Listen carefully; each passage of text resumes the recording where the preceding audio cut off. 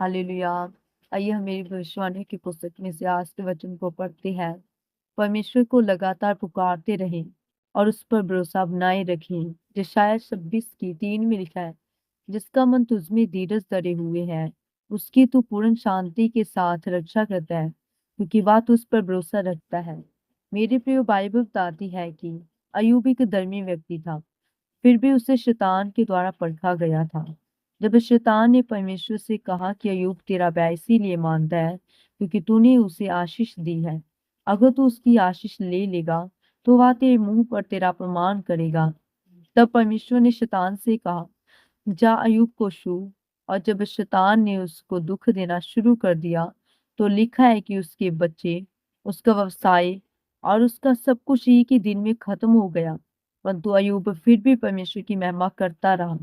मेरे प्रियो, अय्यूब दूसरे अध्याय में लिखा है कि मनुष्य प्राण के बदले अपना सब कुछ दे सकता है, और शैतान ये बात जानता है कि अगर आप बीमार हो तो आप परमेश्वर की दी गई आशीषों का आनंद कभी नहीं ले सकते। इसी धरती पर आपके जीवन की सबसे बड़ी आशीष आपकी सेहत है। इसलिए अगर आपकी सेहत अच्छी नहीं है तो आपका पैसा किसी काम का नहीं है। याद रखिए, शैतान चाहता है कि आपकी सेहत कभी अच्छी ना हो पाए, और परमेश्वर ने जो आशीष आपको दी है आप उसका आनंद कभी ना ले सकें।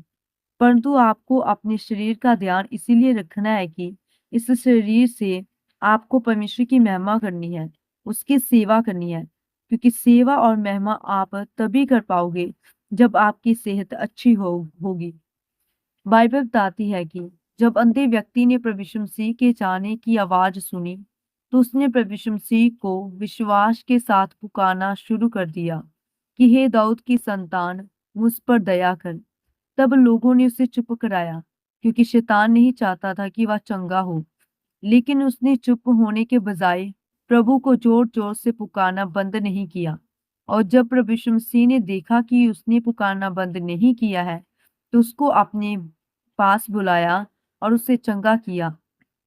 इसीलिए मेरे प्रियो, जब आप भी अंधे भिखारी की तरह विश्वास से परमेश्वर को पुकारोगे और अय्यूब की तरह अपना भरोसा परमेश्वर पर बनाए रखोगे, तो परमेश्वर आपको अंधे भिखारी की तरह चंगा करेगा, और अय्यूब की तरह आपका जो भी शैतान ने चुराया है आपको परमेश्वर वापस से कर देगा। आमीन। आइए हम मिलकर प्रार्थना करते हैं। सर्वशक्तिमान परमेश्वर, इस वचन के लिए मैं आपका धन्यवाद करती हूँ। प्रभु, मैं आप पर भरोसा करती हूँ कि आप मेरी प्रार्थना सुनेंगे। मैं ये प्रार्थना करती हूँ कि जो आशीषें शैतान ने चुराई है, प्रभु आप उन आशीषों को मेरे जीवन में दुगना कर दीजिए। प्रभु यीशु मसीह के सामर्थी नाम में, आमीन।